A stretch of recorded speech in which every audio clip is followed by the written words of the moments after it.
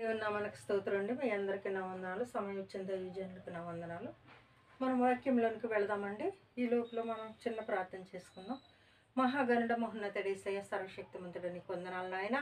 ఇదిగో ప్రభు, ఇంతవరకు ప్రార్థనలోను పాటల్లోను ఆరాధనలోను మీరు తోడుగా ఉండి ఈ స్త్రీలు కూడికంతయు నువ్వు జయప్రదంగా జరిపించినందుకు నీకు స్తోత్రాలు.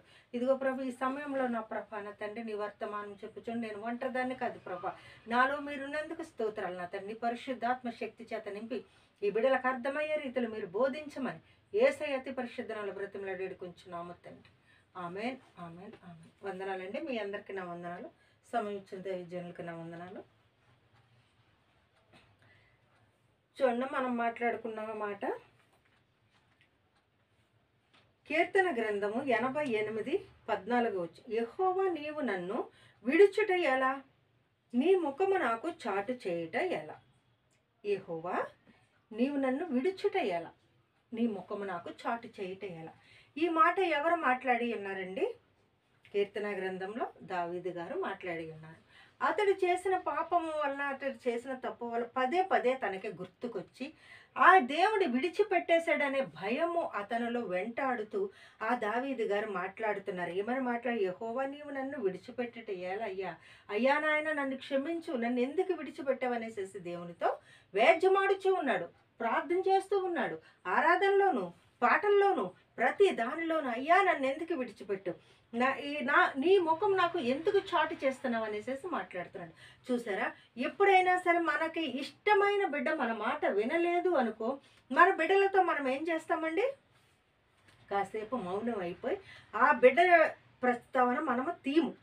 ఎందుకంటే అయ్యో చూసావా, అంతమాను నాతో ఉండే నా తల్లి ఎందుకు ముఖం అలా తిప్పుకుంటుంది, అంతమాను నాతో ఎంత సంభాషణగా ఉన్న నా తండ్రి ఎందుకు ఇలా ఉంటున్నాడు అని మన బిడ్డలు రోధిస్తూ ఉంటారు. చూడండి, మనము కూడా మన తల్లి మన తండ్రి మనతో అలా ఉన్నప్పుడు మనము కనిపెడుతూ ఉంటాం, ఎందుకు ఇలా చేస్తున్నారు, ఎందుకు ఇలా చేస్తున్నారని. ఇది చూసారా, దావీదు గారు దేవుడు చేసే ప్రతి ఒక్క కదలిక గుర్తుపడుతూ ఉన్నాడు. దేవా యెహోవా నీవు నన్ను విడిచుటేయాలి, నన్ను ఎందుకు విడిచిపెట్టేస్తున్నావయ్యా, నీవు నీ ముఖం నాకు ఎందుకు చాటి చేస్తున్నావు.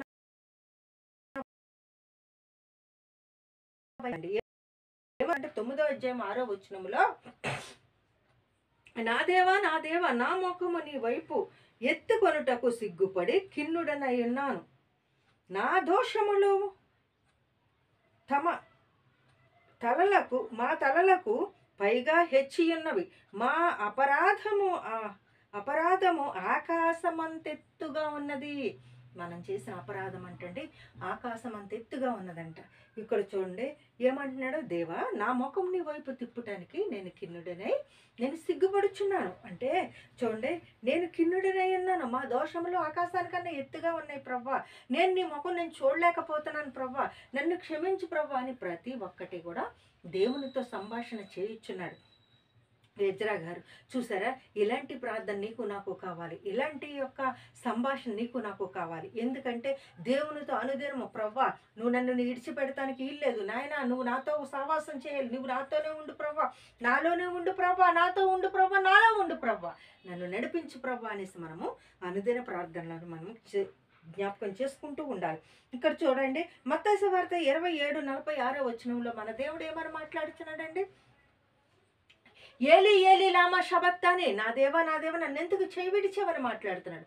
అక్కడ దేవుడు కూడా నన్నెందుకు చేయి విడిచావని ఇక్కడ దావీదు గారు మాట్లాడి, ఎజ్రా గారు మాట్లాడి ఉన్నారు, యేసుక్రీస్తు వారు కూడా మాట్లాడి ఉన్నారు. ఏమని, దావీదు గారు ఏమన్నాడు, యెహోవా నీ ముఖము నాకు ఎందుకు చాటు చేస్తున్నావు అనేసి, ఎందుకు నన్ను విడిచిపెడుతున్నావు అని దావీదు గారు మాట్లాడి ఉన్నారు. ఈ యొక్క ఎజ్రా గారు కూడా నా ముఖము నీకు చూపిస్తానికి నేను సిగ్గుపడుచున్నాను అనేసి ఇక్కడ చూడండి, నా దేవా నా ముఖము నీ వైపు తిప్పుటకు ఎత్తుకొనుటకు సిగ్గుపడి కిన్నుడనై ఉన్నా, మా దోషములు మా తలలకు పైగా హెచ్చి ఉన్నావు. చూసాం, మనం చేసిన పాపాలు మనం చేసిన దోషాలను బట్టే మనం సిగ్గుపడుతూ ఉన్నాము, మనం అపరాధములలోనే మనం నలిగిపోతూ చూసారా, దేవునికి మనం దూరం అయిపోతున్నాము, దేవుని హత్తుకోలేకపోతున్నాం. అది దేవుడు మనల్ని మర్చిపోవటం కాదండి, మనమే దేవుని చేయి విడిచి పాపంలోనికి పడిపోతూ ఉన్నాం. ఇంకొక మాట చూడండి, ఆ యొక్క ఈ గోధుమ గింజ ఉన్నది చూడండి, అది భూమిలో పడి ఉన్నప్పుడు అది చావకపోయి అది చచ్చితేనే అది బ్రతుకుతుంది. ఇక్కడ చూడండి, ఏమని మాట్లాడుతున్నాడంటే ప్రకటన గ్రంథంలో కూడా ఒక మాట ఉన్నదండి. 14వ అధ్యాయము, జీవవృక్షమునకు హక్కు గలవారై, చూసారా, జీవవృక్షమునకు హక్కు గలవారైన వారు ఎవరండి? నీవు నేనును.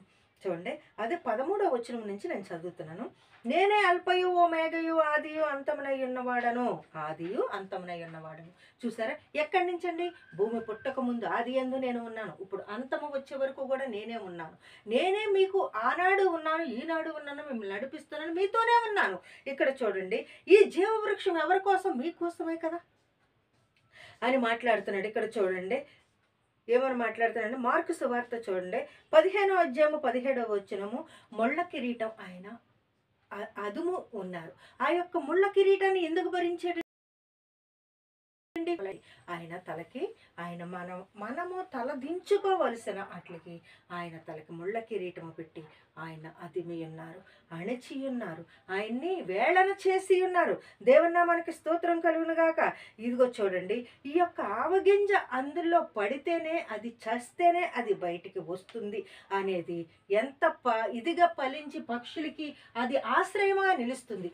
అది భూమిలో పడి చావాలి.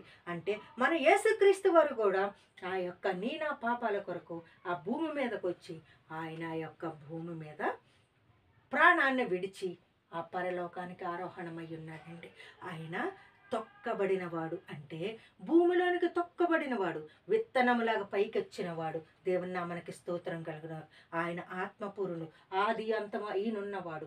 ఆయన ఆనాడు ఈనాడు ఒకే రీతిగా ఉన్నవాడు. నిన్ను నన్ను ప్రేమించేవాడు. ఇశ్రాయేలుని కాపాడువాడు, కునుకును నిద్రపాడు. నిన్ను నన్ను ప్రేమించే మన యేసుక్రీస్తు వారు, నా దేవా నన్ను ఎందుకు చేయవిడిచావు, ఏలి ఏలి లామా శబక్తాని అని అన్న మాటకి దేవుడు ఎలాగైతే ఆయన యొక్క శ్రమలు అనుభవిస్తూ దేవుణ్ణి ఎట్టి రీతిగా అతడు మాట్లాడి ఉన్నాడు.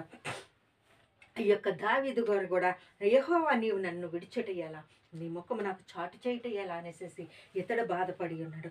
ఇక్కడ యజ్రా గారు కూడా, నా దేవా నా ముఖం నీకు చూపించుటకు నేను సిగ్గుపడుచున్నాను. చూసారండి, మన ముఖం ఇప్పుడు మనం దేవునికి చూపించేటట్లు ఉన్నామా, చూపించలేనట్లు ఉన్నామా, మనం తప్పుల్లోనే ఇంకా బ్రతుకుతూ ఉన్నామా, ఆ తప్పుల నుంచి విడిచి దేవుని యొక్క మార్గంలో మనం నడుస్తున్నామా, మనం అన్ని తప్పులన్నీ సరి చేసుకుని మనం దేవుని నీతిలో ఉన్నామా లేదా అనేది మనమే సరి చేసుకుని దేవుడితో సాగుదామండి, దేవుడితో ఉందామండి. దేవుడు నిన్ను నన్ను కూడా ఒకే రీతిగా మనం ఎంతగా సిగ్గుపడక్కర్లేదు.